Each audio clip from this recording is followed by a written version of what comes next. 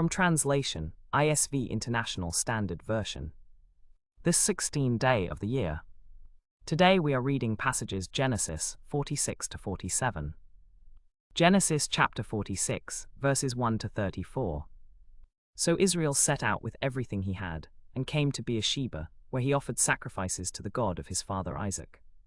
During the night God spoke to Israel in a vision and said, "Jacob, Jacob." He replied, "Here I am." Then he said, "I am God, the God of your father. Do not be afraid to go down to Egypt, because I will make you into a great nation there. I will go down to Egypt with you, and I will certainly bring you back again, and Joseph will close your eyes." So Jacob left Beersheba. The sons of Israel put their father Jacob and their little ones and their wives in the wagons that Pharaoh had sent to carry him. They took their livestock and their possessions that they had acquired in the land of Canaan, and they came to Egypt, Jacob and all his descendants with him. He brought with him to Egypt his sons and his grandsons, his daughters and his granddaughters, all his offspring. These are the names of the descendants of Israel who came to Egypt with Jacob, each with his household: Reuben, Jacob's firstborn; the sons of Simeon, Jemuel, Jamin, Ohad, Jachin, Zohar and Shaul, the son of a Canaanite woman; the sons of Levi, Gershon, Kohath and Merari; the sons of Judah, Onan, Shelah, Perez and Zerah.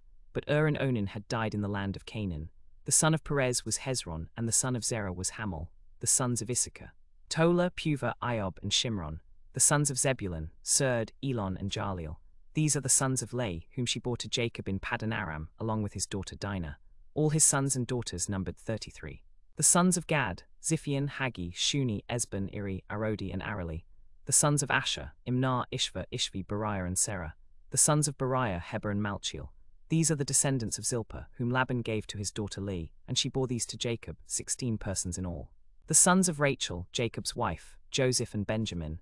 To Joseph in the land of Egypt were born Manasseh and Ephraim, whom Asenath, the daughter of Potiphar, priest of On, bore to him. The sons of Benjamin: Bela, Betcher, Ashbel, Gera, Naaman, Ehi, Rosh, Muppim, Huppim and Ard. These are the sons of Rachel who were born to Jacob, 14 persons in all. The son of Dan, Hushim. The sons of Naphtali, Jaziel, Guni, Jezer and Shillem. These are the descendants of Bilhah, whom Laban gave to his daughter Rachel, and she bore these to Jacob, 7 persons in all.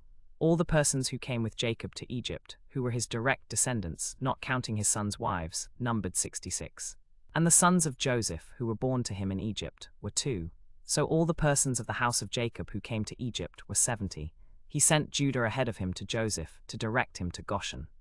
When they came to the region of Goshen, Joseph prepared his chariot and went up to meet Israel his father in Goshen. When he saw him, he fell on his neck and wept for a long time. Then Israel said to Joseph, "Now let me die, since I have seen your face and know that you are still alive."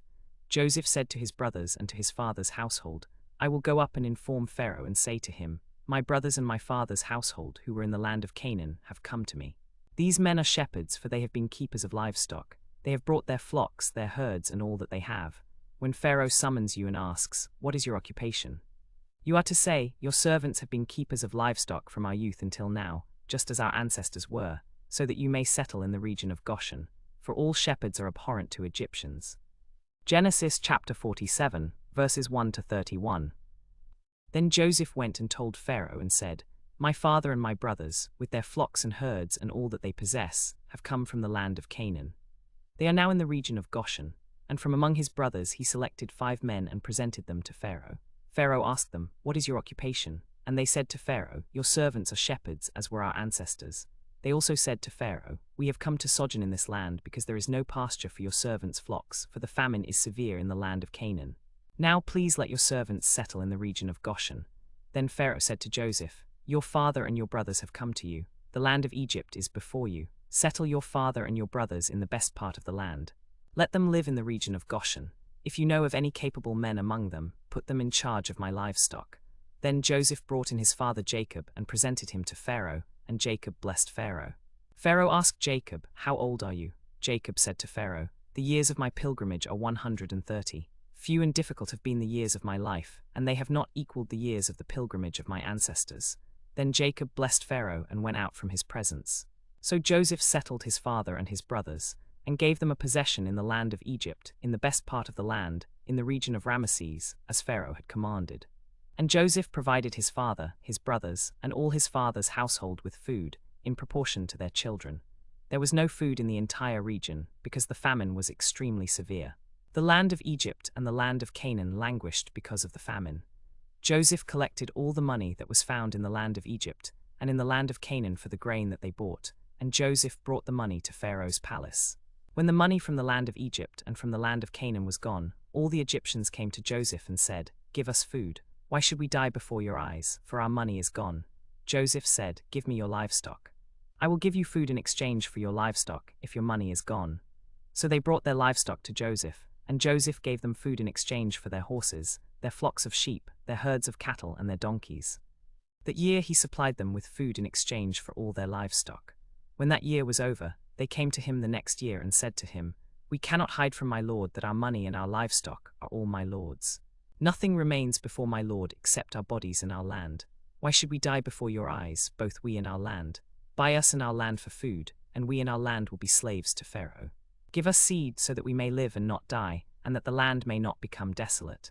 So Joseph bought all the land of Egypt for Pharaoh. All the Egyptians sold their fields, because the famine was severe on them. The land became Pharaoh's. As for the people, he made them slaves from one end of Egypt to the other. Only the land of the priests he did not buy, because the priests had a fixed allowance from Pharaoh and lived on the allowance that Pharaoh gave them. That is why they did not sell their land. Then Joseph said to the people, "Look, I have bought you and your land today for Pharaoh. Here is seed for you. Sow the land. When you reap the harvest, give 1/5 to Pharaoh, and 4/5 will be yours for seed for the field and for food for yourselves and for your households and your children." They said, "You have saved our lives.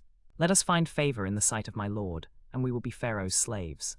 So Joseph established a law concerning the land of Egypt that continues to this day, that Pharaoh should have 1/5. Only the land of the priests did not become Pharaoh's. Now the Israelites settled in the region of Ramesses, and they acquired property in it, and were fruitful and multiplied greatly. Jacob lived in the land of Egypt for 17 years, and the years of his life were 147.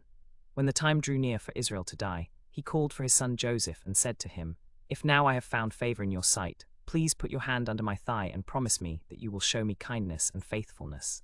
Do not bury me in Egypt. When I lie down with my ancestors, carry me out of Egypt and bury me in their burial place." He said, "I will do as you have said." Then Israel said, "Swear to me." So he swore to him. Then Israel bowed down at the head of the bed.